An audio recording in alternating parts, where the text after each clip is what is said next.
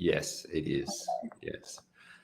Um, Hey guys, Ben Nash from Pivot Wealth here, and today I'm really pumped to be here with Mike and Lena, two of our lovely clients that have gone through the process recently. I'm keen to unpack a bit about where they were at when they came to see us, some of the things that made them reach out, how they found the process, and then sort of their tips and inside knowledge.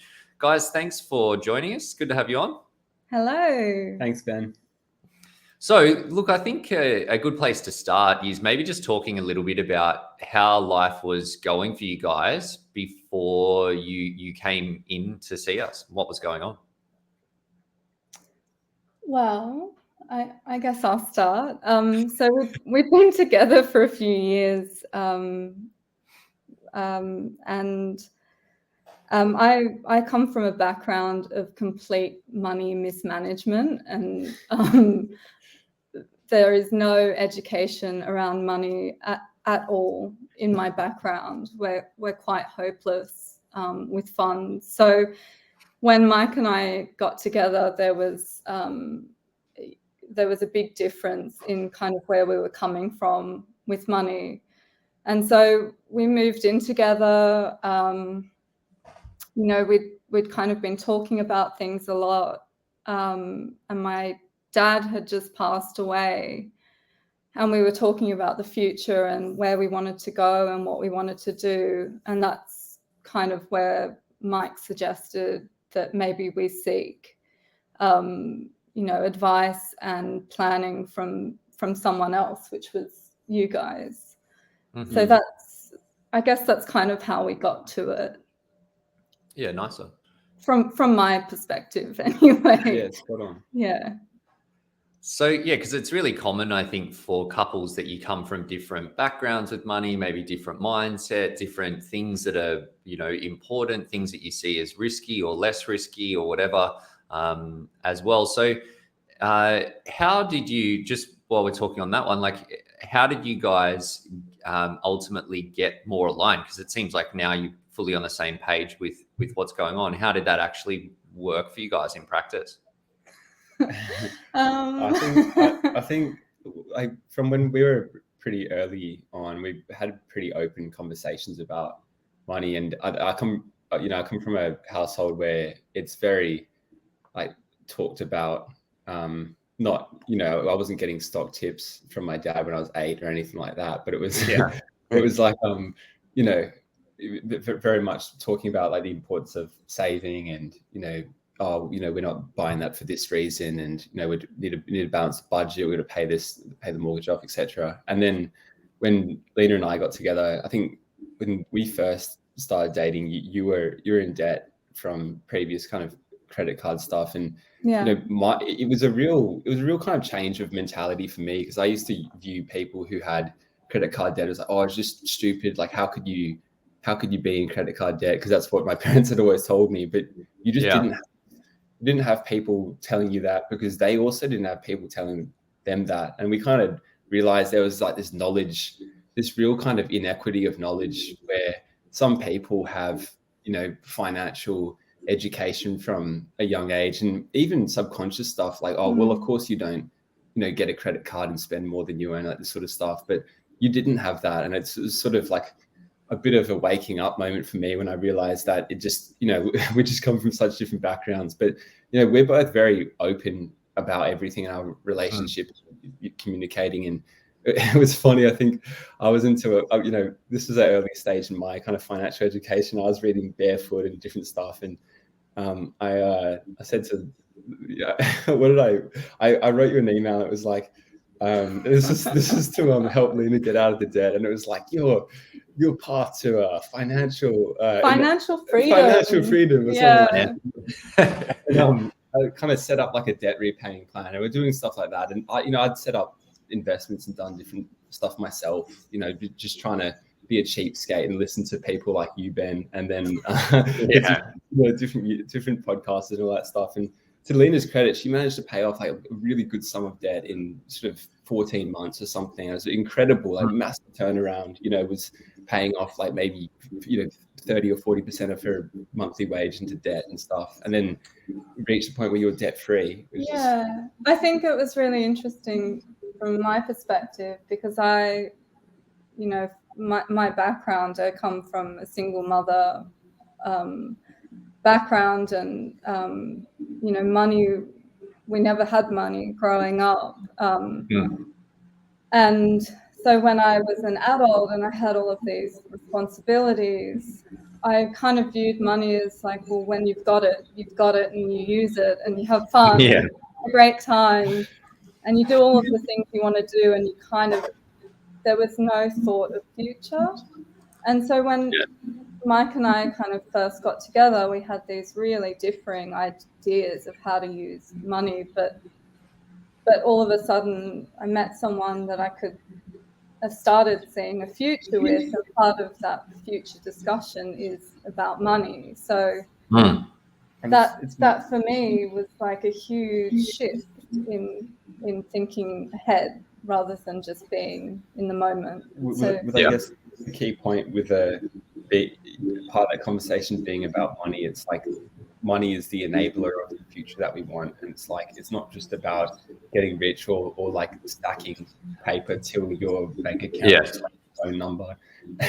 It's it's like, what do we want, and like what can we do now to make ourselves get that earlier and easier, when we're 40 or 50 or whatever it does happen. It was a massive shock to the system because it facilitates your future planning, and I'd never thought about any of that stuff really. So from the first moment, like paying off debts, to when we got to the point of deciding we were going to come and see you guys, I mean, that was a huge process in itself. And we had another big journey. And then we had another big journey, yeah. Once we started working with your team. Yeah, because I think it's not money. Like, money doesn't solve problems, but it does give you options, and it's hard to do, like, because we tend to, maybe it's entitlement generation or Facebook's fault or something like that. But like, we want a lot of things, and then money is the key to making that happen. And I think, most of the people we work with similar, that it's not just money for money's sake, but money for what it can do for you. Guys, when you went through the planning process, and you mentioned that you'd sort of been working together to get a bit more aligned prior to that, and working on a few things financially. Maybe you could talk us through what was different when having someone in your corner that was actually navigating you through that process. Like, how did you find the difference between those two approaches? Well, firstly, Mike and I both have ADHD, so we jump around a lot, and we're kind of always flipping, or not flipping, but I find it really hard to keep a straight kind of conversation and plan, especially around something like money. So, and our shit is totally chaotic. It is a bit chaotic. And it's easy to get overwhelmed. So having, we worked with your lovely guy, Marcus. So having someone to kind of really run through the whole process in really clear steps, explaining things along the way. I mean, for me, that was huge, because a lot of it, like, I had no idea what any of those acronyms stood for, T's and I think that one's ETF. ETFs. And RSUs, and it was good because your team broke it down and explained it from first principles, the concepts of compounding and doing it now all the way through. And one of the big reasons why I wanted to go with Pivot is because it was so clear that it wasn't just about getting a plan and implementing a plan, because you can get those online. Like, you don't even need to pay for a $15 video to get a financial plan, and then implement it. But to get the actual financial literacy and education process, whilst also getting a customized plan, which was built around our needs, which was laid out step by step. I think initially we approached this thinking it would cost about a quarter of what it did, but once we went through the whole process and we saw how much value it offered and gave, it was so clear that the return on that investment was going to be extremely high in peace of mind, in both on the same page and working towards something, and also actually in terms of return on investment in a monetary sense. So yeah, it was. I kind of diverted there, but yeah. I think, sorry, go on. No, I was just going to say that it's a really common one because it is like there's so many inputs that go into building a financial plan in the way that we do it, both in terms of time and the stuff that happens behind the scenes, the education, those sorts of things. And it's really common that people you want to know that you're getting a good ROI when you agree to pay for any service, right?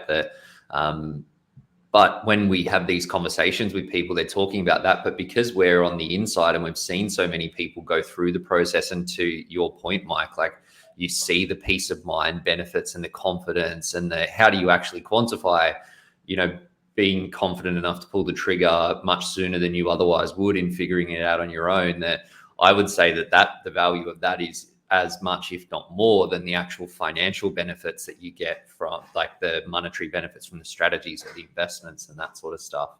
Absolutely, Ben. That's the biggest thing for me as well. Like I mentioned some points that Lena wanted to get out of it around financial literacy and this sort of thing, and being on the same page with the plan. My biggest bugbear was decision fatigue. Like I'd set up some investments, I'd done a few things like property. Oh my God, there is so much absolute crap that circulates in the Australian media landscape around property, and so much noise. And for someone, in our shoes, and we're trying to figure out, owner occupied, do we rent vest? Do we do this, that, or the other? Do we just go straight into ETFs, leverage investing, whatever?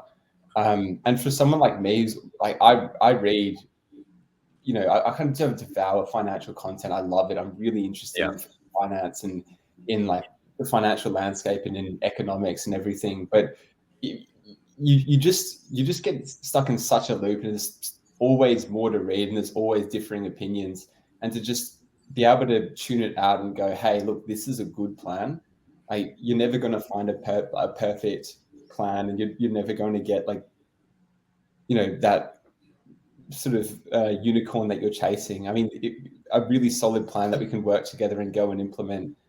That was priceless to me as well. Like being able to tune the decision fatigue out and all of that noise. Yeah, and it was helpful for me as well, because while you were going through those motions of indecision and looking at all of these options, I kind of not knowing much on the sidelines was just kind of pathetically silent about all of that stuff. So it was really great kind of getting involved in that and being able to be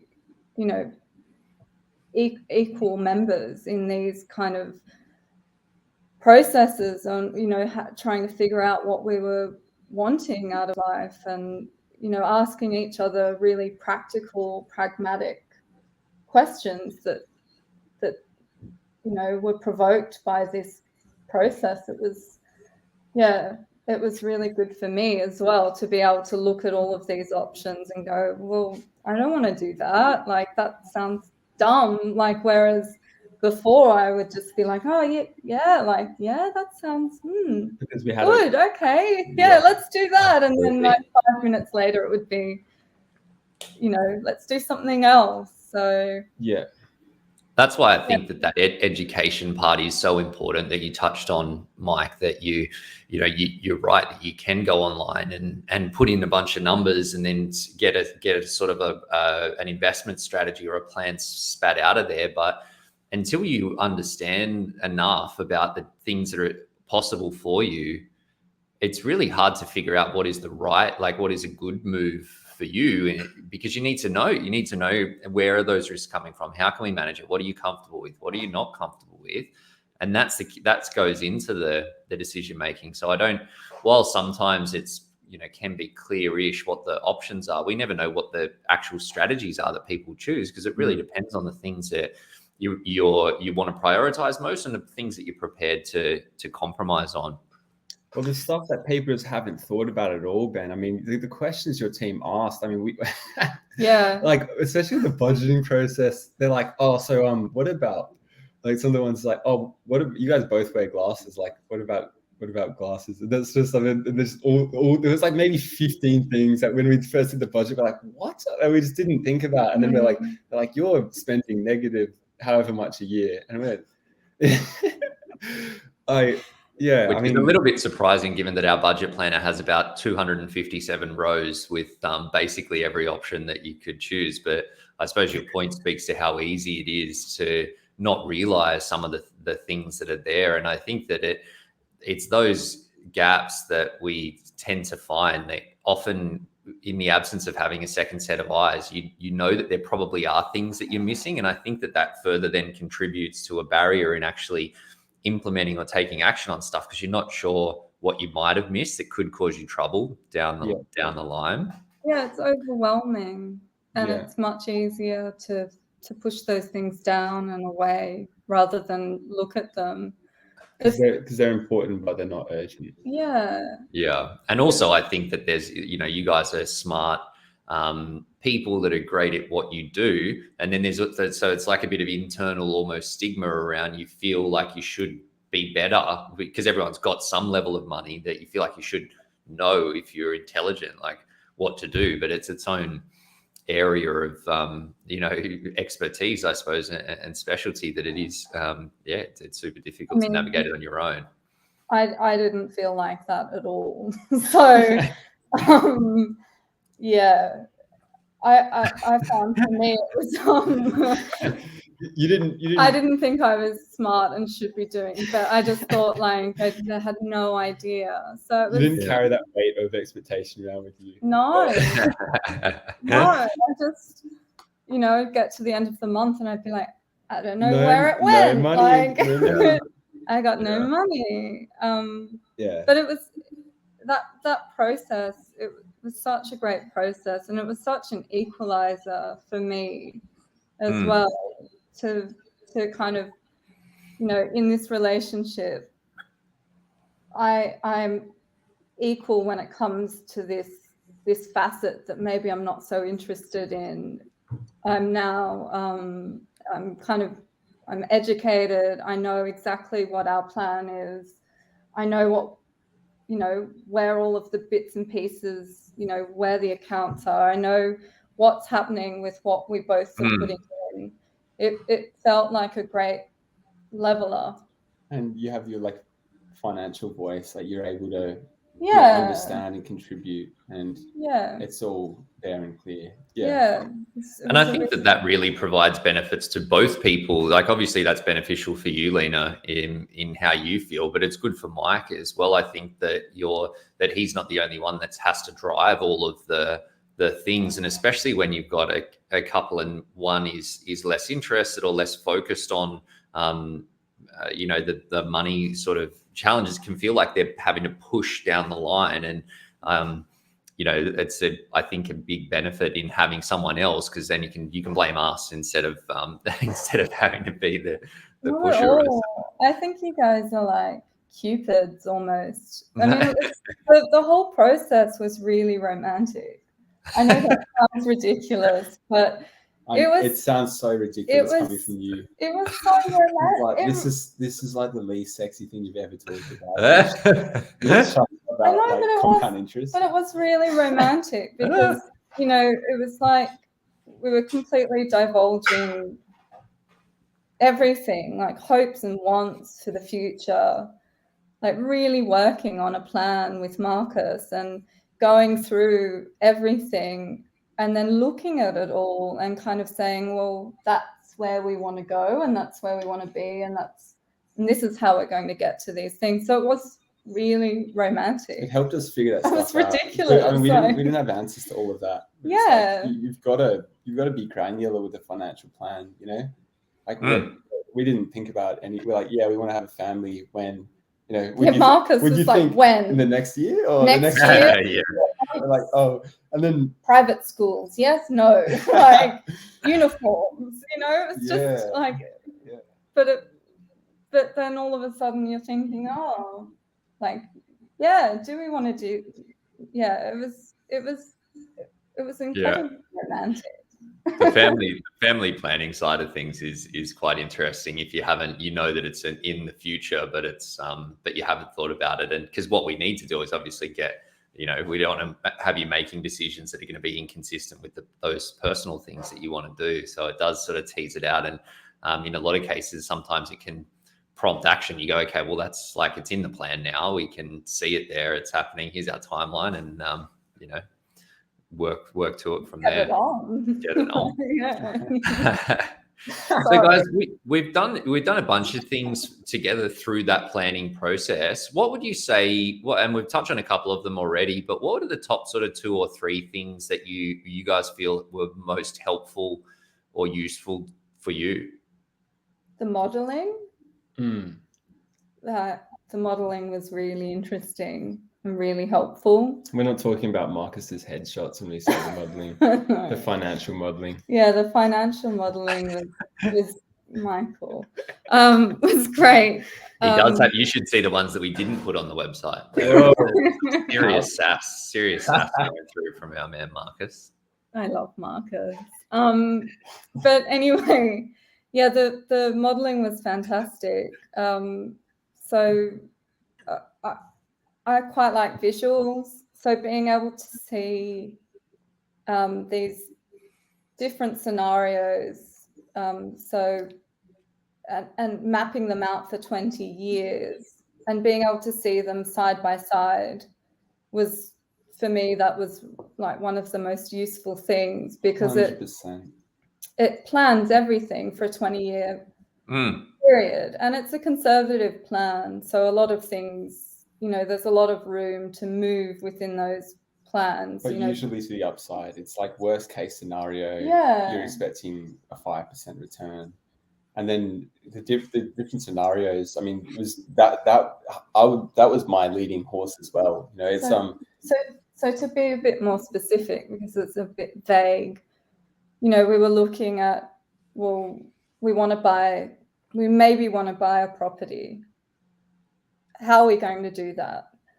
And so, you know, one option is we buy a property and pay it off as quickly as possible. What does that look like for us in 20 years' time? Put all income into that, no other investing. You know, another option was, you know, maybe we'll rent vest. So we'll buy a property that we're not going to live in. We're still renting, and there's the 20-year period to pay it off. And maybe we'll want to buy our own property to live in within that 15 to 20 years. And how does that look like? And it was all of these different scenarios to see each scenario mapped out on a 20-year kind of timeline was just, yeah, it was really interesting. And it's funny with that as well, Lena, because, you know, what my folks had said about that was like, oh, look, the most sensible option in your situation is to just go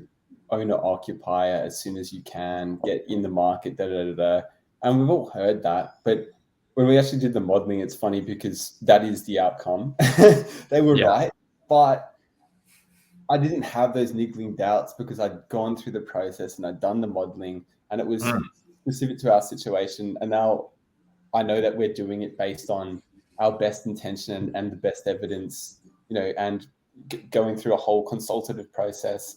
And there are various of those scenarios where if we had different priorities, that wouldn't have been the most sensible option. Like if we, you know, there was the big kicker for us was like, oh, maybe we want to do rent vesting, but realistically, we probably do want to own a house in like or some kind of like a property, apartment, whatever, in the next 10 years, even if we did rent vests, to have a family and that sort of thing. So we don't have to be nomads moving around renting and have to worry about that stress.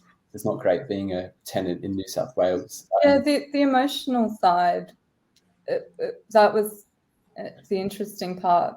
as well. It's like you can have all the numbers laid out in front of you, but you know, all of these decisions are so emotional, and you can't really take that out of these decisions. So it was kind of embracing that as well, and saying, well, you know, if we do want to own a house, we want it to be near family for these reasons, and that's an emotional aspect of it, and that's influencing these decisions. So it was kind of coming to terms with those parts of the modeling as well. The second thing I would say is the most useful that's come out of it. It's the banking structure, setting that up, and you know, the setup of that. It's more than just, oh, hey, you've got these different accounts for these different things, because we all know a cheesy Australian financial book which can give you a banking structure.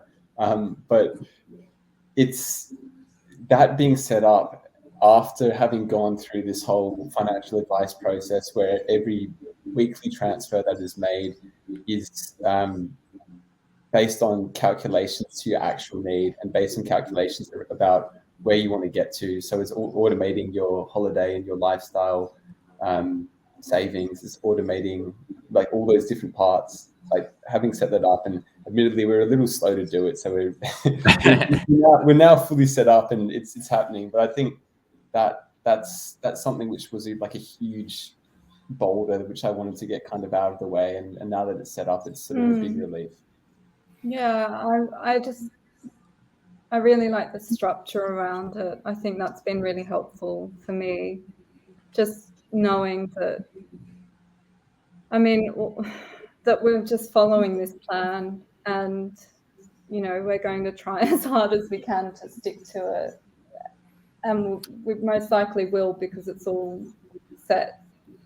Low friction, yeah. And I just wanted to add a bit, which is that I still get my earring funds, and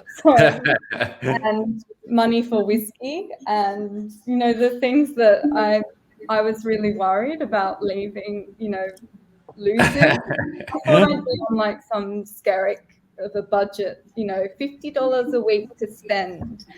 But yeah, it's made me feel quite comfortable knowing that there's, you know, there's funds allocated to the things that we actually like to do. And you don't have to feel guilty about spending the money. Yeah, exactly. That's right. Yeah, elimination of guilt, because I think it doesn't really matter that you can be a guilty spender or a guilty saver. That sometimes if you don't know that what you're doing, like if you haven't done what you guys have done and wrapped it all into a plan where you can see that you can do all the things that you want and make the progress that you want, then if you're just guessing and going, oh, I think I can save $1,000 a week or $1,000 a month or whatever that number is, then you don't know if it's enough. And then you feel bad when you spend, you feel bad when you don't spend. It's like, it's a bit of a vicious cycle, but ultimately it's all about priorities. But I think that when it's one of the things with that system, and obviously I'm totally biased because it's sort of my brainchild, but no way, surely not. No,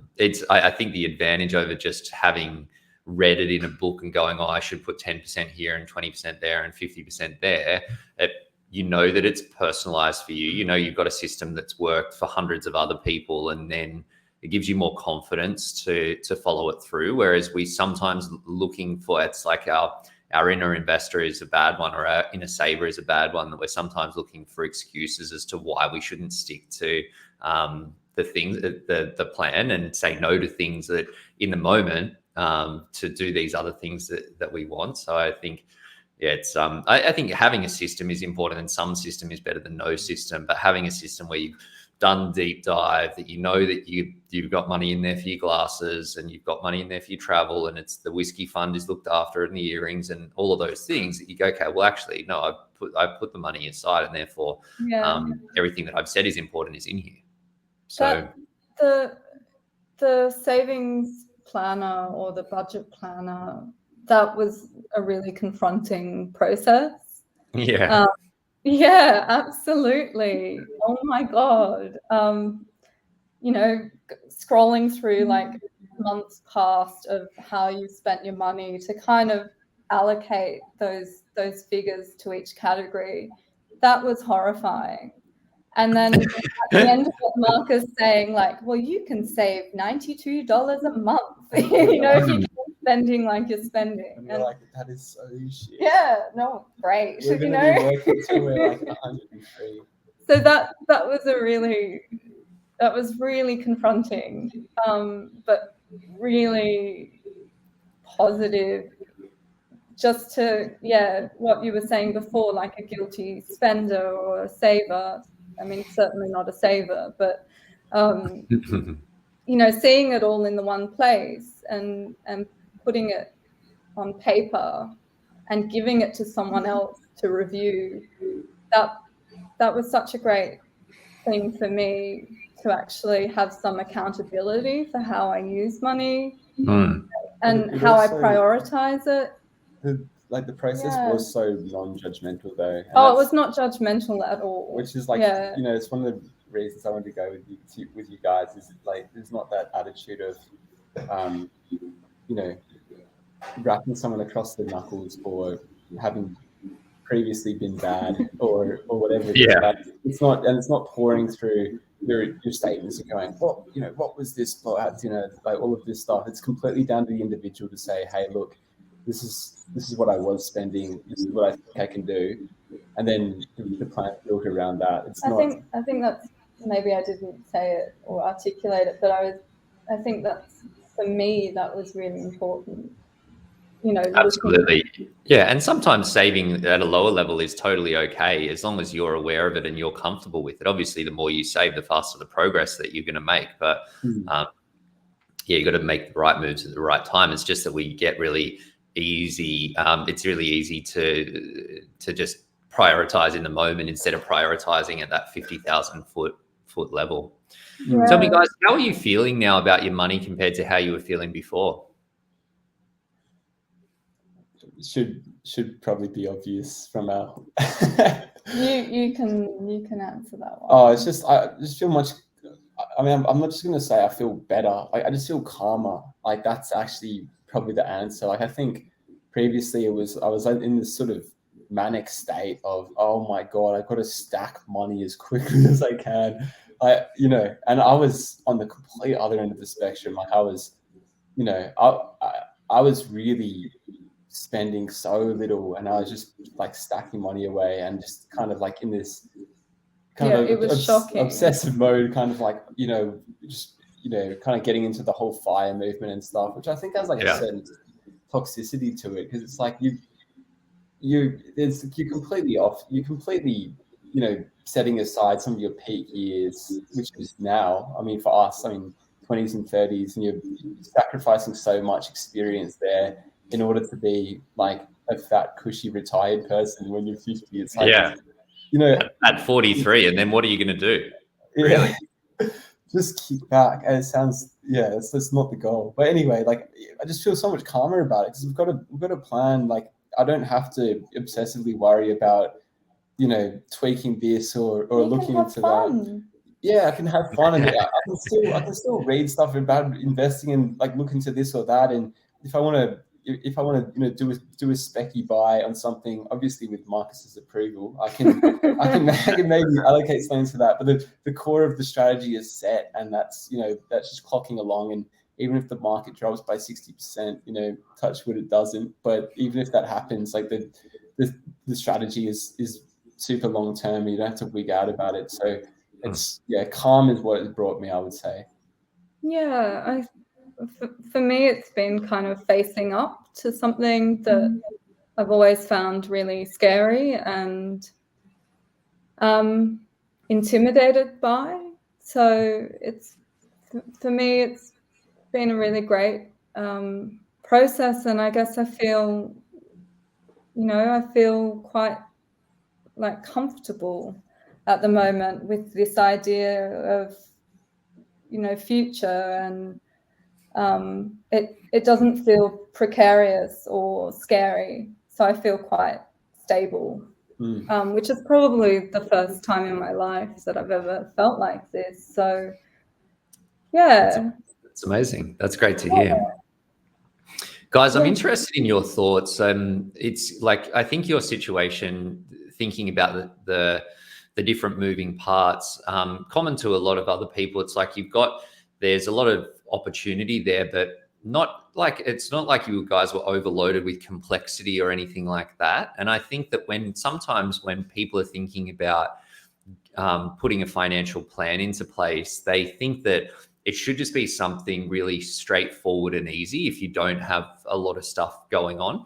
I'm interested to get your thoughts on that, and what surprised you about the different moving parts that needed to be considered to put together a plan for you.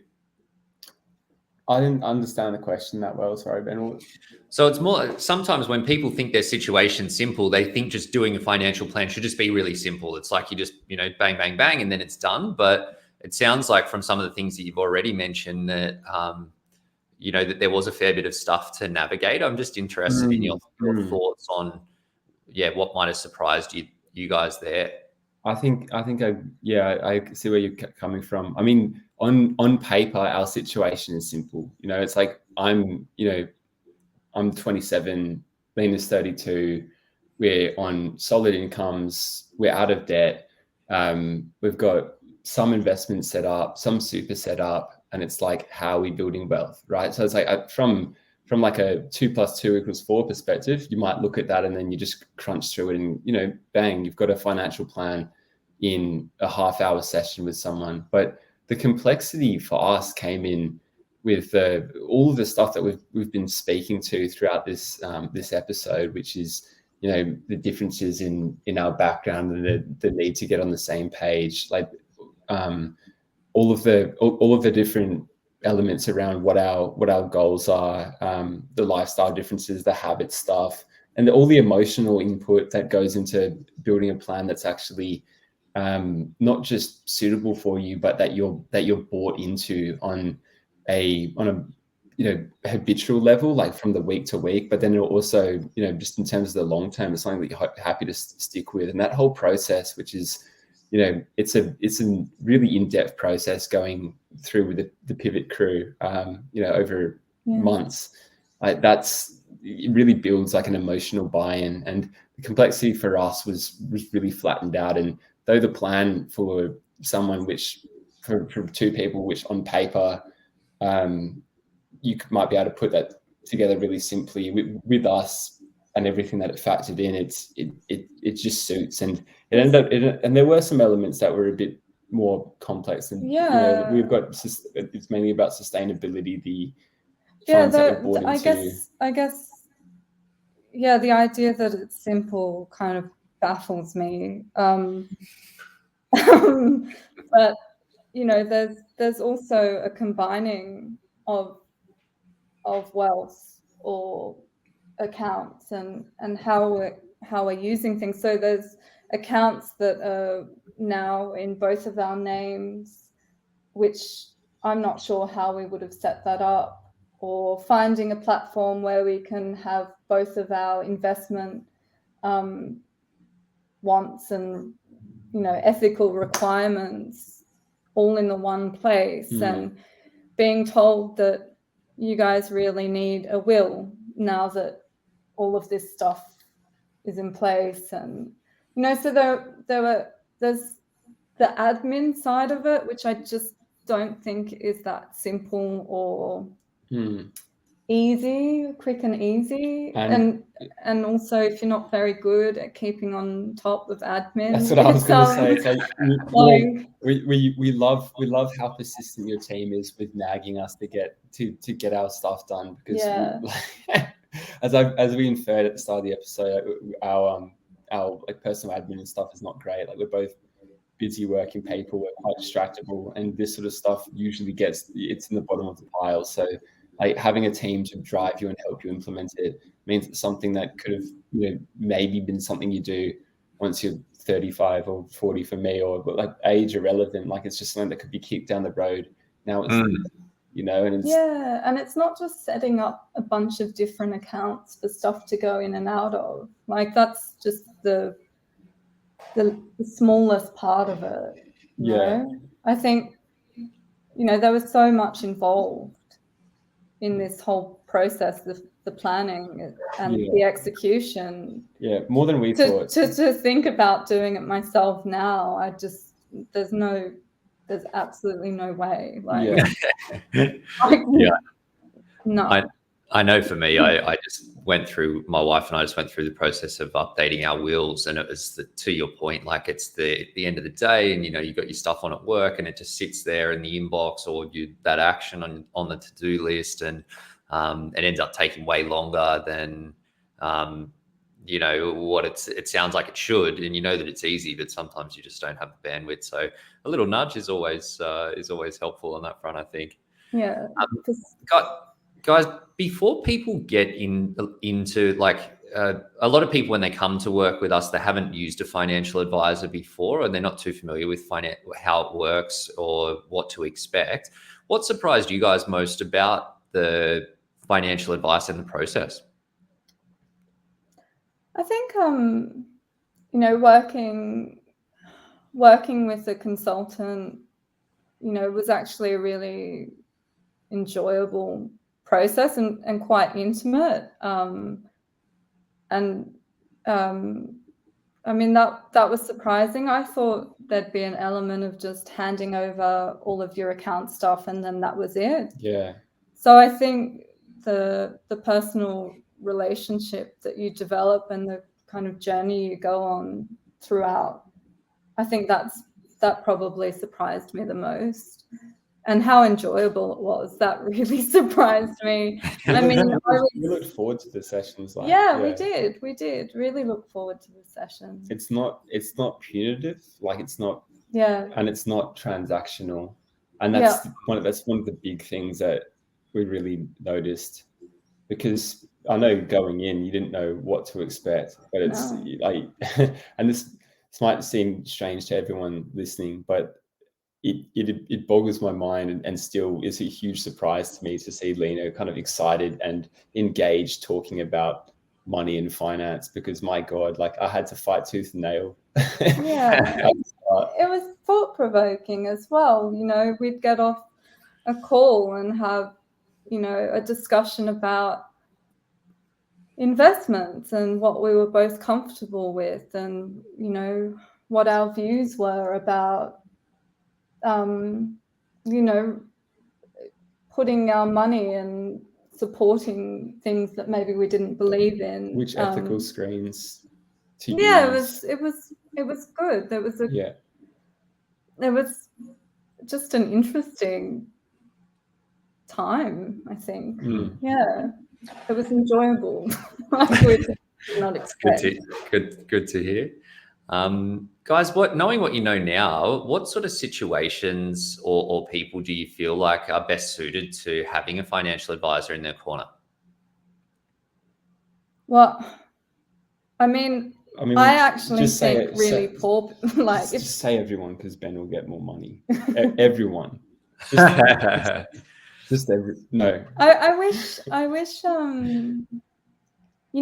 these services were available to me 15 years ago when I was a high school student. I wish this was part of our education or our curriculum in some way, because I think it is really important for life skills and development and future and forward thinking. So, I mean, I would say, I would really say young people need it, but unfortunately that's not the way this whole thing is set up. Yeah, well, it's tough because there's a barrier to entry to get in, which is cost, and there's there's also knowing what you need. Like you 15 years ago, there's no chance in hell you would have been ready for necessarily this sort of chat. But I think if positioned the right way, and if I think young people, poor people, I say everyone. Of course, there's a really well-established market for financial advice in millennials and in everywhere in between to boomers. And but my younger brothers and kids coming up and people in their early 20s who are starting to look into it, or especially the ones who aren't, it's just to understand these fundamental truths around investing and the amount of impact it can have on their life if they start the right habits early, and the actual payoff of getting into a job where you can make decent money and to put yourself into a decent situation. Like it's like, exactly like you said, it's almost the backward of what most people say. Life coaching. You need it earlier. I would say everyone should do it. I mean, because I imagine as well it'd be really interesting for people in different positions, people that were maybe looking to do something completely different and wondering how they could plan and prepare to make a change in their life, or to not be making the same money anymore. Yeah. I think there's probably, I just think it's such a useful tool for kind of clearing your brain, clearing your mind and preparing and getting excited about the future and planning. I think it kind of crosses over into so many different regions of your life. It's not just finances in a little box. And you need to be making at least 200K to make good on the investment. Yeah, exactly. That's what we thought at the start. We're like, we're way lower relatively in terms of age and income than a lot of the other people who are using the service. But I guess we saw that value. Yeah. So, yeah. And I suppose on that one, like, everyone's question is around that ROI and, is it worth it? In your mind, what makes our fees worth paying for you? I mean, I guess, Mike. I gave a little pivot sales pitch earlier, so it's going to leave it for you. Yeah. I mean, I always thought, I thought until really recently, ROI. I was really confused by ROI. I've never heard someone say ROI before. But I just found out it's return on investment. Yeah, I mean, as a couple, like getting on the same page is just, it's wonderful to be working together as a team. And to have that support and that guidance through the, from the very start of going, I don't know, to the end, and feeling certain that you've taken steps in the right direction, even though it might change in 10 years, but you've worked as a team and you will continue to work as a team. I think there's two main emotional things. Yeah, right. Yeah. So there's two main things. So it's like there's the non-tangible and there's the emotional, which is like gives you a sense of calm. It gives you being on the same page. It gives you both being together on the same journey. Like all of that. That's my side. All the cheesy feel good side, and then there's like the ROI side, the return on investment from a monetary perspective, which is setting up something which is going to be compounding your wealth automatically, knowing that you're on the best possible path within what's available to you to achieve wealth whilst also maintaining a lifestyle which you need. It's hey, like there's a return of investment of saying, hey, by the time we're 50, we're going to have potentially an extra 300 or 500K or whatever it is, right? Like, and shared expenses. Lena's been doing this thing where she looks at me when she's going to buy something and she just smiles and sings about the fact that we have shared expenses. So that's a huge benefit for her as well. Great, guys. My last question for you is that if you could go back to your 21-year-old self and give them one piece of money advice, what would it be? Oh, you were pretty good, weren't you? Oh no, I was just gonna say, like, don't buy that camera, because like you only use that thing like 2 or 3 times. I was convinced I was going to be a YouTuber, and I bought like a $950 camera, and it's in the other room, and I I can't quite bear myself to sell it.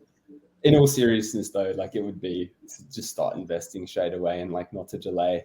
I mean, honestly, for me then, I wasn't emotionally or mentally developed enough to probably get value out of the service, but it would be to start like that research journey now and to just start to be starting to invest from a young age, just simply ETFs, because you can only learn properly by, you can't, like, you got to dip your toe in, like you got to start. You can't learn by listening to podcasts, and that's what I figured out. It's like, just stop waiting for the right time and stop being in this state of analysis paralysis and saying, oh, well, the market's looking toppy, I probably won't. I remember thinking that in 2016. I was like looking at companies like Salesforce, Amazon, and I was like, oh, look how much they've gone up. There's no way.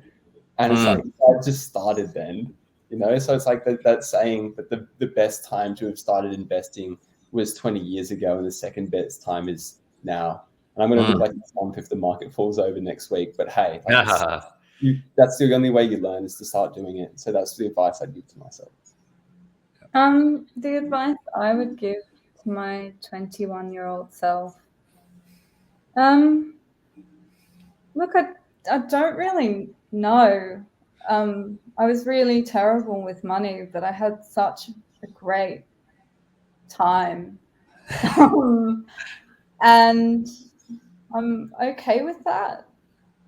Maybe I'm not in the best position as a 32-year-old as other friends of mine that are the same age, but I had a really good 20s, and I'm okay with that. I'm doing the right stuff now, and I'm learning. So I mean, I think there's a time to just not worry too much about everything, and that's okay as well. Yeah, I so agree. Like you got to enjoy your 20s. You know? Like and you guys are still super young and on the path as well. So I think it's like, enjoy it, but then at some point know that you know, starting to do some stuff and get that momentum happening, find a good balance is key. Yeah, that would probably be my advice to my 27-year-old self. But 21, like, yeah. You know, you're 21. What are you going to do when you're 21? Have fun, clearly. Yeah, exactly. Worry about it tomorrow.